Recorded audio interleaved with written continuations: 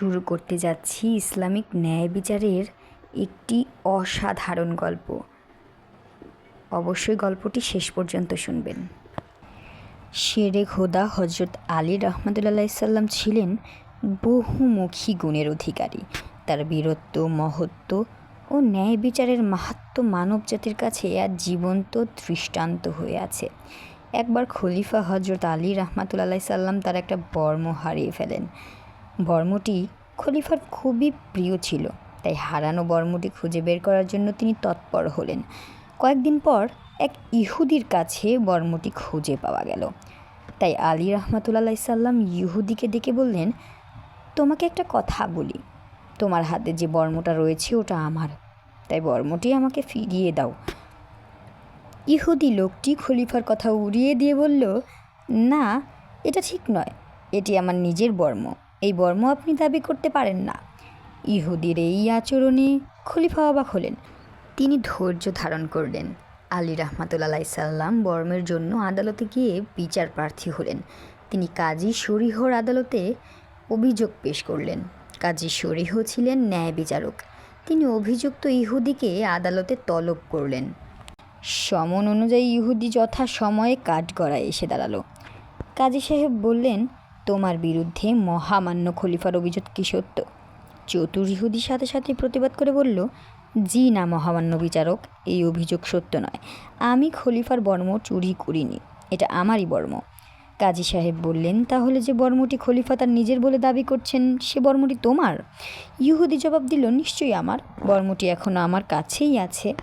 কাজী সাহেব প্রশ্ন করলেন, মহামান্য খলিফা, অভিযুক্ত ইহুদির কাছে যে বর্মটি রয়েছে সেটি যে আপনার, তার কি কোনো প্রমাণ আছে? খলিফা বললেন, অবশ্যই তার প্রমাণ আছে, ওই বর্মটি যে আমার তার সাক্ষী আছে অবশ্যই। এজন্য আমি আমার পুত্র হাসান এবং আমার চাকরের সাক্ষ্য গ্রহণ করার জন্য আপনার প্রতি আবেদন জানাচ্ছি। কাজী শরীহ বলেন, তা বেশ, কিন্তু এদের পরিচয়? হজরত আলী রহমতুল্লাহ সাল্লাম বললেন, হাসান আমার পুত্র আর কুম্বার আমার ভৃত্য, ওরা সাক্ষ্য দেবে এবং সত্যকে প্রকাশ করবে। কাজী সাহেব বললেন, মহামান্য খলিফা, আমি দুঃখিত এজন্য যে এদের দুজনের কারো সাক্ষ্যই আদালতে গ্রহণযোগ্য নয়। আপনাকে সত্য প্রমাণ করার জন্য অন্য সাক্ষীর ব্যবস্থা করতে হবে। কাজীর কথা শুনে মহান খলিফা রহমতুল্লাহ সাল্লামে বিব্রত হলেন। তবে তিনি মোটেও রাগ করলেন না, শুধু বিস্ময় প্রকাশ করে বললেন, আপনি কি মনে করেন এরা আমার হয়ে মিথ্যে কথা বলবে?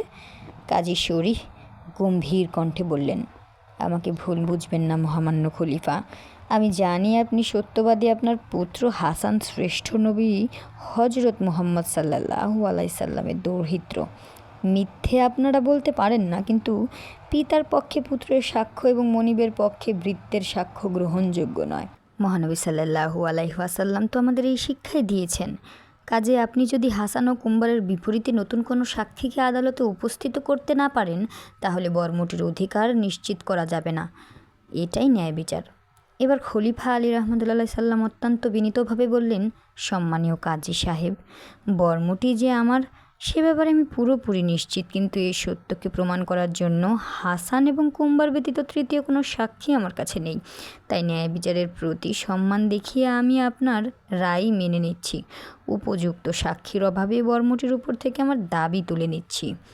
কাজী শরীহ এবার ইহুদির অনুকূলে মামলার রায় ঘোষণা করলেন। ন্যায় বিচারের এই তুলনাহীন দৃষ্টান্ত দেখে বিস্ময়ে হতভাগ হয়ে গেল অপরাধী ইহুদি। সে বাকরুদ্ধ হয়ে পড়ল। পরক্ষণেই সম্মিত ফিরে পেয়ে সে ছুটে গেল কাজীর সামনে।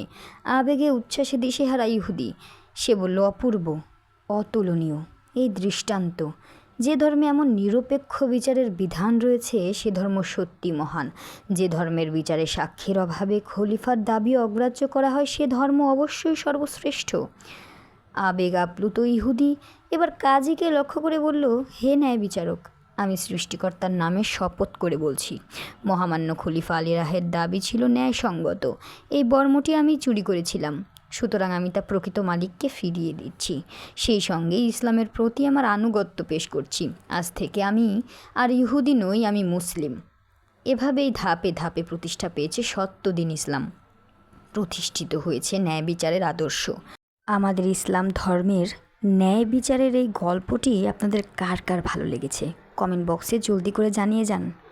প্রতিদিন এমন ইসলামিক গল্প পেতে চ্যানেলটি সাবস্ক্রাইব করে রাখুন। ধন্যবাদ সবাইকে। আসসালামু আলাইকুম।